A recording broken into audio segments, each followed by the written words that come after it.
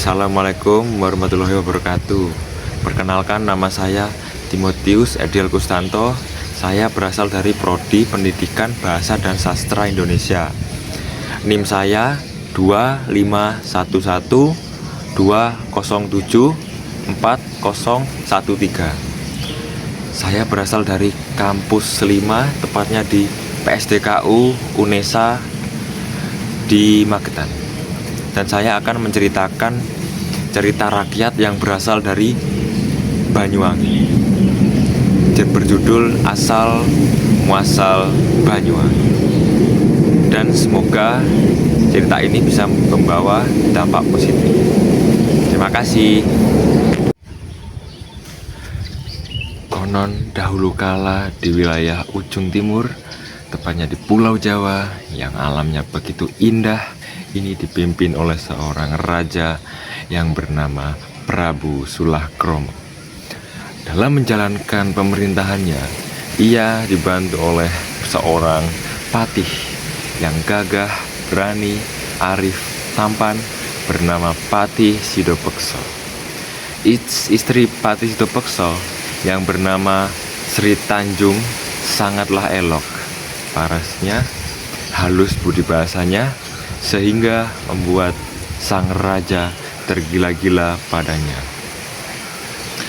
Agar tercapai hasrat sang raja untuk membujuk dan merayu Sri Tanjung, maka muncullah akal liciknya dengan memerintah Patih Sidopekso untuk menjalankan tugas yang tidak mungkin bisa dicapai oleh manusia biasa. Maka dengan tegas dan gagah, berani tanpa curiga, sang patih berangkat untuk menjalankan titah sang raja. Sepeninggal sang patih Sidopekso, sikap tak senonoh Prabu Sulakromo dengan merayu dan memfitnah Sri Tanjung dengan segala tipu daya dilakukannya.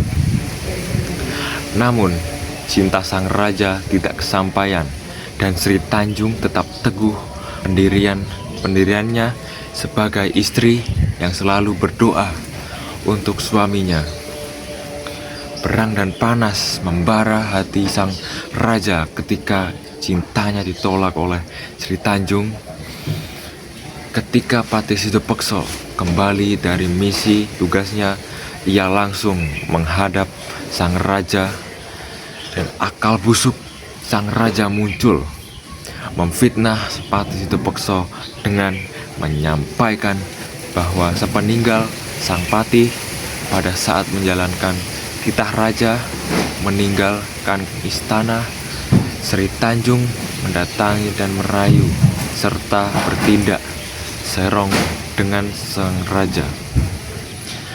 Tanpa berpikir panjang, Patih Sidopekso langsung menemui Sri Tanjung dengan penuh kemarahan dan tuduhan yang tidak beralasan.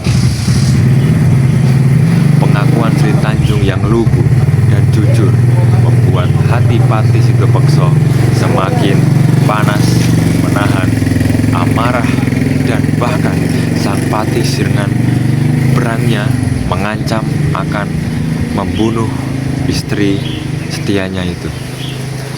Diseretlah Sri Tanjung ke tepi sungai yang keruh dan kumuh. Namun sebelum Patih Sidopekso membunuh Sri Tanjung, ada permintaan terakhir dari Sri Tanjung kepada suaminya. Sebagai bukti kejujuran, kesucian, dan kesetiaannya, ia rela dibunuh dan agar jasadnya diceburkan ke dalam sungai keruh. Itu apabila darahnya membuat air sungai berbau busuk, maka dirinya telah berbuat serong. Tapi jika air sungai berbau harum, maka ia tidak bersalah. Patih Sidopekso tidak lagi mampu menahan diri, segera menikamnya kerisnya ke dada Sri Tanjung.